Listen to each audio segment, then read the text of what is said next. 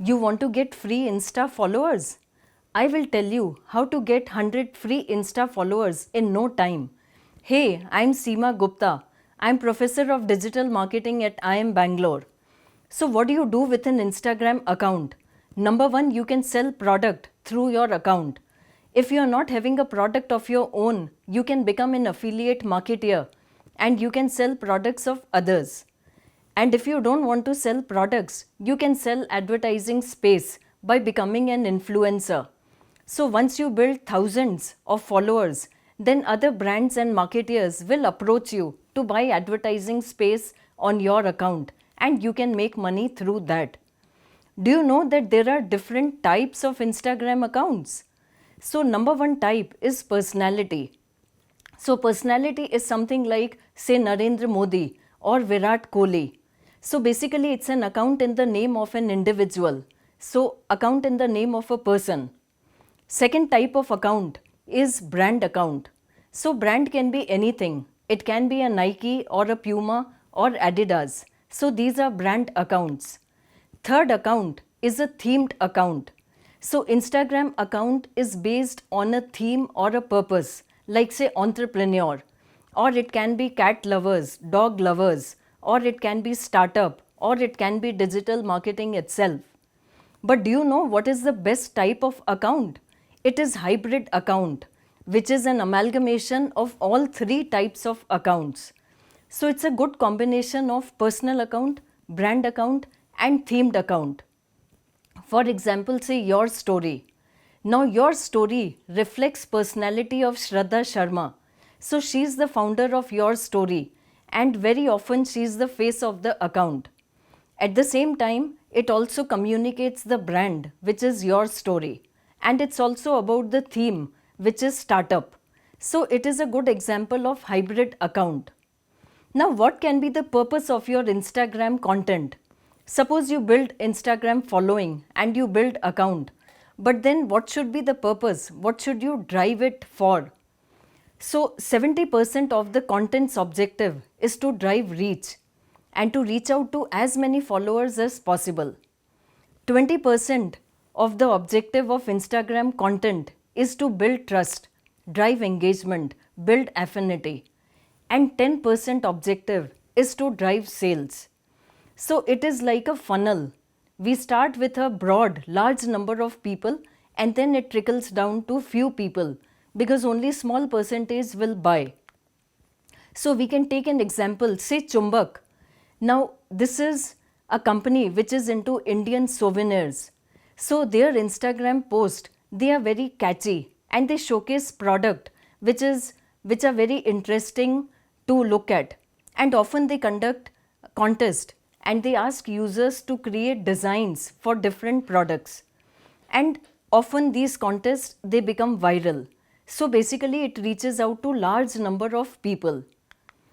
20% objective of Instagram account is to build trust. For example, FedEx. FedEx is known for reliable services. It's known for operational efficiency. It's known for overnight delivery.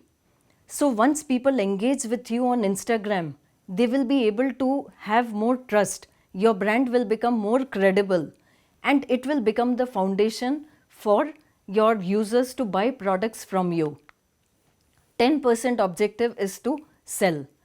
Now what determines how much money you can make from an Instagram account? So number one, it depends on how many followers you have. Because the more the followers, the more will be your outreach. Now even if you have hundreds and millions of followers, your content will not reach all of them.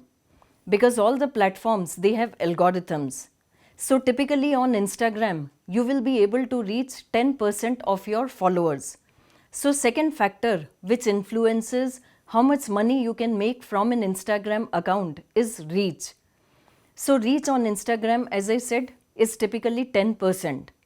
Then the third factor is that within the people that you reach, how many take the desired action.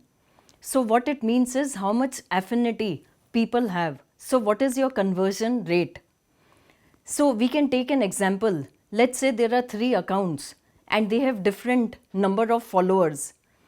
So let's say account number 1 has got 1 million follower. Second account also has 1 million follower, but a different reach and affinity percentage. And account number 3, it has got less number of followers, let's say 50k. And as you can see, if the reach of first account is say 10%, reach of second account is 20%, and reach of third account is also say 10%. And if the affinity of 3 accounts is 0.2, 1 and 7% respectively. Now you can see that account number 1, which had got very low affinity score or percentage, it got very less purchases or conversion. But account number 2, which had very high reach percentage of 20%, gave the maximum purchases. And account number C, which basically had very less number of followers, but because the affinity percentage was very high, 7%, it gave very good purchases, which is 350. So basically we have to maximize the reach as well as affinity. So it's not enough to have large number of followers, but if the followers are not engaging, then the reach will be less. And if these followers to whom you have reached, if they are not taking action, then conversion will be less. So we have to maximize the entire value chain. So if we superimpose this funnel of follower reach and affinity with the account type, then what do you think? Which accounts they have more follower reach and affinity? Now we can see that personal account, because it belongs to a person and there is a human face, so it connects much better, and hence it will have a higher follower and higher reach as compared to a brand account. But affinity is generally higher for a brand account because people want to buy brands, because brands have a badge value. They signify something. Brand is a heuristic. But if you look at themed account, they are very easy to attract followers, very easy to reach out to more people. So like we discussed, theme could be entrepreneur, theme could be a cat lover account or a dog lover account. They will be able to attract large number of followers, large number of reach, but the conversion will be lower because people, they get attracted to themed account for getting information, for engagement, but they may not necessarily convert. Any guesses? What will be the metrics for a hybrid account? Hybrid account is very good. It scores well on all the parameters. So it will have a very high follower percentage, it will have a high reach as well as very high affinity. So you should always try to go for a hybrid account because it combines the benefits of all the other types, right from personal to brand and to a theme. Now next step, once you have made a hybrid account, now the next step in order to attract many free Insta followers is to optimize your profile.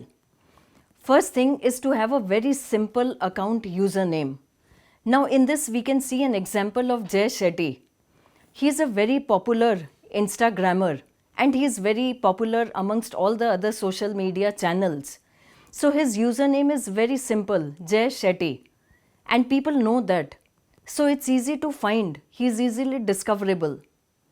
Next thing is to put relevant keywords in the bio. Further in the bio, he has given description that he is not just a storyteller, but he talks about purpose, he talks about love, he talks about work, self, and so on. So these are descriptive keywords, and when people search for these keywords, his bio may come up. Another important point is a bright profile photo. Now you can clearly see from his photo that it's a close-up of his face and the background is very bright in color. So when you are scrolling the feed, it should be a thumb stopper. So because the background is very bright, people should stop at your post and look at it. Another important thing is to have stories. Stories typically will come just below your bio. And if these stories are from different facets, like you can see from Jay Shetty's account, he has given different stories about YouTube channel and so on. So these stories will make people engage more with your account. Also have a very structured, attractive and descriptive profile.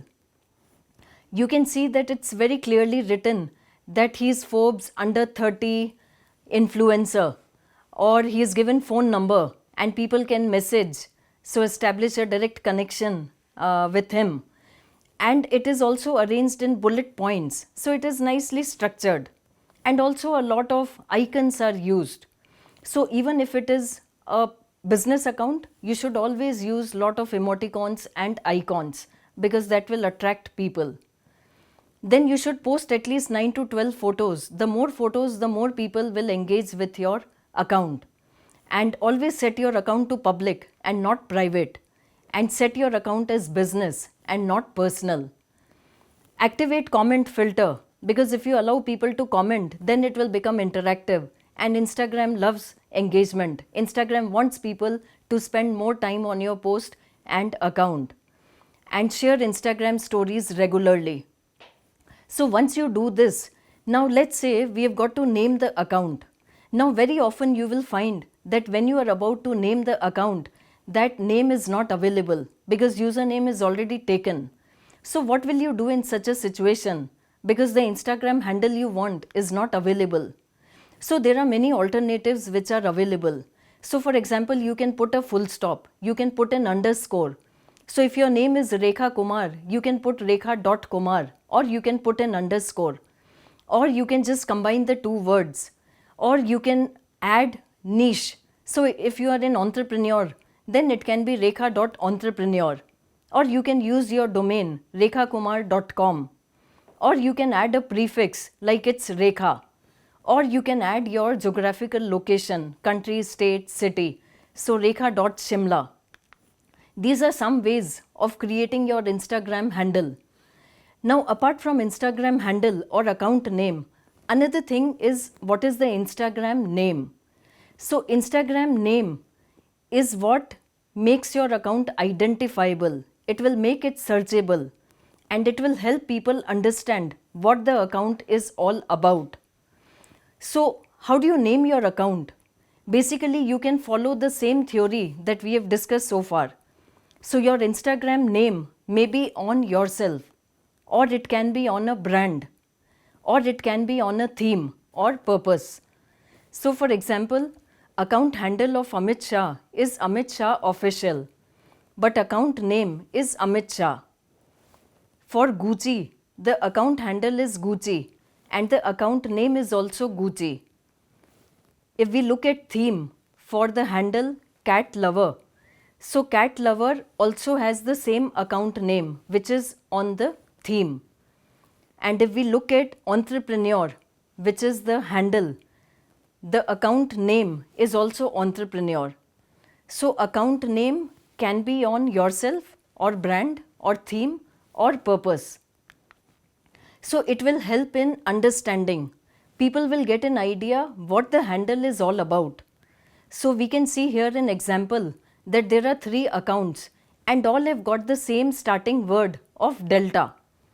But very clearly we can see that the name clarifies that what this business is all about. So the first handle is about Delta Dental, the second handle is about Delta Faucet, and the third handle is about Delta Airlines. So your name is very important because it makes it searchable and it makes it easier for people to understand what the business is all about. Next important thing in making your bio very optimizable is by having a very good symbolic representation. So avoid too many colors in the profile picture. Keep it simple, just 1 or 2 colors maximum, and there should be no noise in the background.